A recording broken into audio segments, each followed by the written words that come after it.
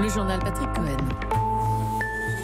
À la une ce matin, Marseille qui triomphe in extremis et chavire de bonheur. L'OM de retour dans une finale de Coupe d'Europe. Premier club français depuis 14 ans. Marseille malmené en Autriche et qui s'impose grâce à Rolando à 2 minutes de la fin des prolongations. Dans un instant, Raymond Domenech en ligne avec nous. À Air France, le mouvement va-t-il atterrir? Les salariés vont-ils valider l'offre salariale de la direction? Et si oui, les syndicats vont-ils suivre? Le nouveau leader de Force ouvrière, Pascal Pavageau, invité d'Europe 1 à 8h15. Le débat sur l'exil fiscal, 15 000 contribuables aisés ont quitté la France entre 2012 et 2015. Pas forcément pour payer moins d'impôts, mais le chiffre paraît considérable et il n'a cessé de grimper malgré l'exit tax. Révélation ce matin du journal Les Échos avec Daniel Fortin. Information Europe 1, l'arrestation près de Lens d'un probable violeur récidiviste, un homme de 38 ans qui se faisait passer pour un policier.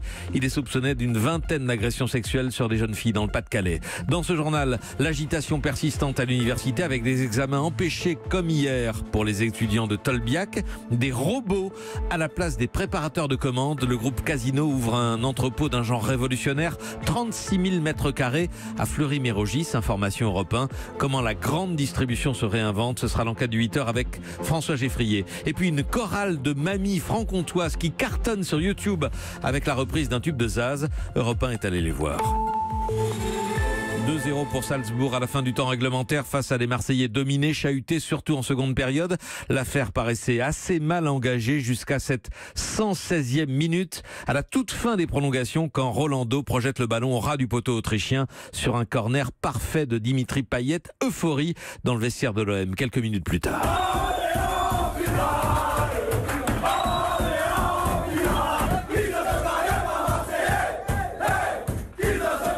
Explosion de joie à 1000 km de là à Marseille dans les travées du Vélodrome. 22 000 personnes devant l'écran géant. De la joie à Marseille, ouais! Ça s'explique pas, on est le plus beau club de France. Ce but, c'est la libération, non seulement de l'OM, mais de tout un peuple, de tout Marseille et d'une bonne partie de la France en plus, et c'est magnifique. Bonjour Raymond Domenech. Bonjour. Vous n'étiez pas très optimiste hier matin et effectivement ça s'est joué à peu de choses, mais les Marseillais l'ont fait et c'est une première depuis 14 ans. Et effectivement, c'était le match aller avait donné des signes plutôt inquiétants sur cette capacité des Marseillais à résister et ça s'est joué à pas grand chose, mais ça s'est joué sur les qualités habituelles des Marseillais, sur cette espèce de solidarité, d'abnégation, de capacité à résister dans les moments difficiles, et ils se sont accrochés. Il y a eu ça, il y a eu les bons changements de Rudy Garcia qui ont permis de remodifier l'équipe qui était dans une phase compliquée et qui, avec la rentrée d'Anguissa surtout, a rééquilibré un petit peu son milieu de terrain et ils ont repris la main sur la fin de match. On ne peut pas dire que ça soit injustifié, c'était pas un grand match, mais en demi-finale, on ne demande pas à une équipe de faire un grand match, on lui demande de se qualifier, c'est ce qu'a fait Marseille, et ils l'ont fait avec leur qualité, avec cette capacité à se surpasser, même quand on croit qu'ils sont morts, et comme c'était le cas, ils ont réagi, et félicitations. Il faut le dire encore, c'est quand même cette équipe marseillaise, c'est la 5e fois qu'elle est dans une finale européenne, c'est exceptionnel, bravo à eux, et puis on espère que la finale le 16 amènera les mêmes ingrédients d'émotion qu'on a eu là dans cette demi-finale. On peut l'espérer, mais c'est une montagne à gravir quand même, l'Atlético Madrid, hein, en un mot, Roland Domenech. Voilà, jusqu'à présent, si on fait le parallèle avec le cyclisme, c'était des montagnes, c'était des cols de première catégorie. Oui, c'était compliqué parfois. Là, c'est un col hors catégorie. L'Atlético de Madrid sort des qualifications, ils ont fini 3e dans leur groupe, mais au moment où ils sont éliminés de leur groupe de Champions League, on se dit cette équipe-là, c'est l'équipe qui va gagner l'Europa League parce qu'elle est au-dessus, elle a tout dans toutes les lignes, elle a en plus une organisation, une solidité, elle n'a pas de fantaisie. Allez, c'est une équipe qui est solide. Alors je souhaite de tout mon cœur que Marseille puisse réussir l'exploit, mais foncièrement, même les supporters marseillais, ils savent qu'ils ont fait une saison exceptionnelle en arrivant en finale, mais que là, ils sont devant une muraille et que ça sera très très très compliqué. Cette équipe de l'Atlético est très solide. À suivre le 16 mai à Lyon. Merci Raymond Domenech, consultant football d'Europe 1, d'avoir été en ligne avec nous. Europe 1, 8h05. Blocage, déblocage, le mouvement de protestation contre la réforme Parcoursup se poursuit dans quelques universités, mais l'enjeu aujourd'hui n'est plus la tenue des cours, mais mais le maintien des partiels. Hier, déconvenu pour plusieurs centaines d'étudiants de Paris 1 venus passer leurs examens loin de Tolbiac, à Rungis. Les contestataires étaient apparemment plus nombreux. Reportage Roman Hockey. C'est avec 20 minutes de retard que les portes de la salle d'examen s'ouvrent. Les premiers étudiants les plus motivés se feraient un chemin sous les slogans des grévistes. Tous finiront par rentrer, 500 étudiants. Ils ressortiront 1h30 plus tard. L'examen a commencé par une assemblée générale où en fait on a voté pour ou contre l'examen. Les 3/4 des étudiants se sont prononcés contre. Impossible donc de maintenir le partiel. Ce sera copie blanche pour tous. Un gâchis pour Pauline, 19 ans. Elle a mis 2 heures pour venir à Rungis. On révise quelque chose, on essaye de venir à l'heure. Donc on a vraiment l'impression de travailler pour rien. Sachant qu'on a eu 2 mois sans cours, on a eu du mal tous à s'y remettre. Au final, ça n'a servi à rien. Donc on est vraiment perdu en fait. Mathieu, lui, est furieux de ne pas avoir été entendu pendant le vote. S'ils sont pas d'accord et qu'ils veulent faire grève, et bien dans ce cas ils le font, mais ils sortent de la salle et puis ils laissent ceux qui veulent travailler. Il faut arrêter de délirer quoi. On peut pas non plus les laisser tout faire quoi. Surtout que dès qu'on ouvre la bouche, on se fait critiquer. Donc, Mobilisés ou non, tous les étudiants s'interrogent. Y aura-t-il une nouvelle date de partiel ou un devoir à rendre? Aucune information pour le moment. Roman Hockey. Air France, veuillez attacher vos ceintures et relever les tablettes. La compagnie devrait connaître une nouvelle phase de turbulence sociale avec le résultat ce soir du vote des salariés sur les dernières propositions salariales de la direction. Le mouvement aujourd'hui pour la 13e journée d'action n'est plus suivi que par 18% du personnel navigant et 10% du personnel au sol, ce qui entraîne tout de même l'annulation d'un vol sur 4, mais laisse présager une victoire du oui et donc un désaveu des syndicats. On a souvent entendu les pilotes grévistes, ils sont à la pointe du mouvement. Voici ce matin un autre point de vue, un pilote depuis 10 ans chez Air France, Alexis, qui explique pourquoi il a voté oui et veut en finir avec la grève. J'ai vu cette consultation comme une lueur d'espoir, c'est donc pour ça que j'ai voté oui. Je pense qu'on est vraiment à un moment clé de la vie d'Air France, donc je pense qu'il faut qu'on dépense notre énergie à bâtir plutôt qu'à détruire. Ça fait presque 2 mois maintenant que la situation est bloquée. Il y a un impact économique très important, plusieurs centaines de millions d'euros, et pour moi c'est rien à côté de ce que subissent les clients. On est une compagnie de service et puis surtout l'image de la compagnie au travers du monde. Je ne sais pas comment les syndicats réagiront au résultat de cette consultation, dans un sens comme dans l'autre. En revanche, j'espère absolument que si le oui l'emporte, eh bien, l'adhésion collective des collaborateurs de l'entreprise sera entendue afin de mettre en mouvement cette entreprise qui n'attend que de redécoller. Un pilote d'Air France au micro européen d'Aurélien Fleureau. Air France KLM à nouveau dans le rouge avec une perte nette de 269 millions d'euros au premier trimestre, annonce il y a quelques minutes de la compagnie. À la SNCF, toujours la grève en pointillé, comme hier, un TGV et Transilien sur 2 TER sur 5. L'économie et la politique ce matin, c'est encore le débat sur l'exit tax qu'Emmanuel Macron veut supprimer. Débat qui rebondit avec ces chiffres révélés ce matin à la une des Échos, votre journal, Daniel Fortin. On a précisément jusqu'en 2015 le nombre de Français aisés qui ont quitté le pays. Des chiffres assez impressionnants.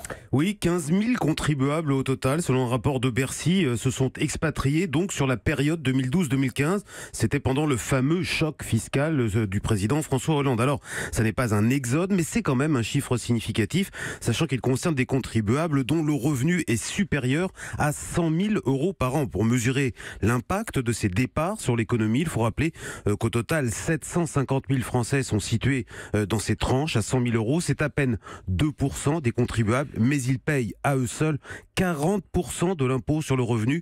Autre indication, Bercy a calculé que ces exils auraient amputé de 200 millions d'euros l'impôt sur la fortune pendant cette période. Et sous la présidence Macron, l'exil continue. Alors c'est trop tôt pour le savoir, mais ce qui est sûr, c'est qu'Emmanuel Macron fait tout pour stopper l'hémorragie, en rabotant de moitié l'impôt sur la fortune, en créant une taxe forfaitaire unique de 30% sur les revenus du capital, en décidant donc ces jours-ci de supprimer l'exit tax créée en 2011 pour dissuader les candidats à l'exil.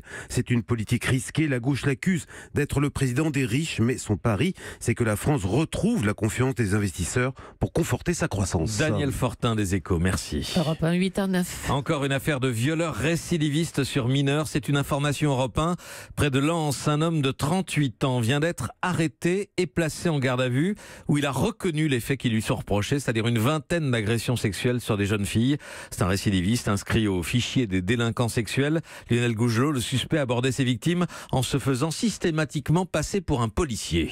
Circulant avait été dans les parcs, les terrains vagues ou aux abords de salles de sport de l'agglomération lensoise, l'homme avait une vraie allure de policier. Une arme de poing factice à la ceinture, il abordait les jeunes filles, prétextant un contrôle antidrogue. Il se livrait alors à des palpations sur ses victimes, en fait, de véritables attouchements sur leur poitrine ou sur leur sexe, l'une d'elles ayant même été victime d'un viol par pénétration digitale. Au total, une vingtaine d'enfants ou d'adolescentes âgés de 8 à 16 ans ont subi les attouchements de ce pédophile, pour la plupart dans le courant du mois dernier. Le faux policier a finalement pu être identifié grâce au bornage de son téléphone portable, localisé à chaque fois sur les lieux des agressions. Interpellé mercredi soir, il a intégralement reconnu les faits lors de sa garde à vue. Les enquêteurs de la brigade des mineurs de la Sûreté du Pas-de-Calais ont alors découvert qu'ils avaient affaire à un récidiviste inscrit sur le fichier automatisé des auteurs d'infractions sexuelles. Le suspect avait été condamné il y a quelques années dans une affaire de viol et d'agression sexuelle sur mineurs. Lille, Lionel Gougelot, Europe 1. Aux États-Unis, le drame du lycée de Parkland en Floride, 17 morts, avait laissé l'espoir d'une prise de conscience sur le contrôle des armes à feu. Donald Trump lui-même avait fait des promesses. Or, 2 mois et demi plus tard, non seulement rien n'a été fait au niveau fédéral, mais Trump ira parader aujourd'hui au congrès de la NRA, le lobby des fabricants et des possesseurs d'armes à feu. Xavier Yvon. S'il fallait une image pour prouver que la NRA est toujours aussi puissante et influente, ce sera celle-là. Un président des États-Unis qui se déplace pour venir s'adresser à des milliers de militants pro-armes. Et pourtant, après Parkland, la NRA a senti siffler les balles. Ses dirigeants ont bien compris le danger du mouvement des lycéens de Floride, l'opinion qui change, une marche historique à Washington et des États qui commencent à prendre des mesures. La Floride d'abord, pourtant laboratoire de la NRA, son gouverneur a élevé l'âge minimum pour acheter un fusil d'assaut, mais aussi le Vermont, l'Oregon ou Rhode Island. 7 États en tout ont changé leur loi pour un plus grand contrôle des armes. Mais au niveau fédéral, toujours rien, aucune nouvelle loi et la NRA n'a jamais reçu autant de dons financiers. Le lobby des armes va donc faire le show ces jours-ci dans son fief du Texas. Une démonstration de force avec 80 000 personnes attendues, des stands présentant les armes dernier cri et donc le président américain en guest star. Le comble, c'est que pour assister au discours de Donald Trump, il faudra venir sans son fusil, consigne de sécurité du Secret Service. New York, Xavier Yvon, Europe 1. Donald Trump, par ailleurs englué dans ses mensonges, le président a dû admettre avoir déboursé 130 000 $ pour faire taire une actrice porno qui prétend avoir couché avec lui. Liaison et transactions jusque-là démenties par le président. L'affaire et ses péripéties continuent d'occuper des heures d'antenne sur toutes les télés américaines. Europe 1, 8h12. Y aura-t-il encore quelqu'un dans les supermarchés du futur? On appelle ça la révolution digitale de la grande distribution. En pratique, ce sont des caissières remplacées par des automates. Ça a déjà commencé, mais ça pourrait aller beaucoup plus loin avec des robots qui accomplissent toutes les tâches. C'est l'enquête du 8h. Bonjour François Geffrier. Bonjour. Vous êtes rendu en exclusivité pour Europe 1 dans un entrepôt ultramoderne en Angleterre dont une copie sera bientôt construite près de Paris. Alors à quoi ça ressemble? C'est une ruche géante et les abeilles, ce sont des robots. Le roi des abeilles, c'est Luke Jensen, PDG de l'entreprise Ocado Solutions. On a près de 700 robots en opération dans l'entrepôt. Donc ils sont en train d'amener des produits ou de récupérer des commandes préparées pour les amener ailleurs. Les robots en forme de cube montés sur roues filent à 4 mètres secondes. Quand leur batterie est presque vide, ils vont eux-mêmes se recharger. Tout ça se passe sur une sorte de damier géant, une grille de 250 000 cases où sont rangées des caisses de bananes, de yaourts ou de liquide vaisselle. Chaque date de péremption est enregistrée.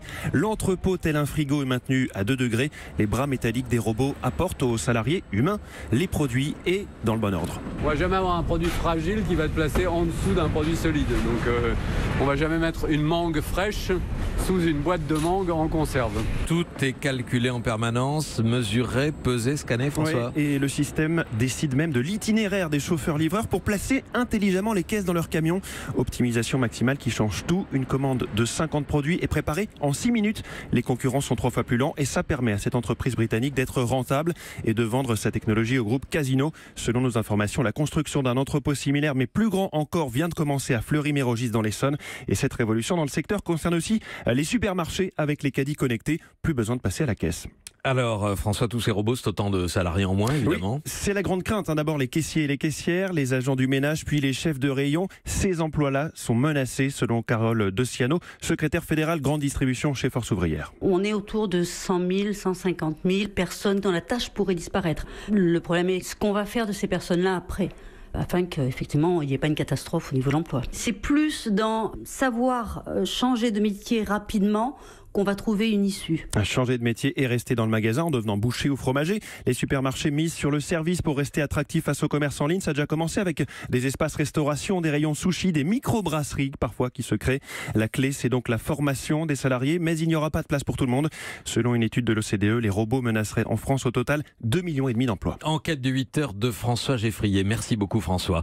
Et à présent, à la demande générale et comme promis, Mamie Blues. Elle cartonne sur YouTube depuis une semaine. Des retraitées franc-comtoises rencontrent un succès inattendu après avoir posté un clip reprise d'un tube de la chanteuse Zaz pour combattre les idées reçues sur les personnes âgées. Arthur Mbaché les a rencontrées, ces mamies, dans une résidence d'Audincourt près de Montbéliard. Morissette, Marité, Jacqueline, 86, 88, 89 ans, autour d'un micro, gros casque sur les oreilles, comme dans les vrais clips. Elles ont réécrit les paroles d'un tube de Zaz.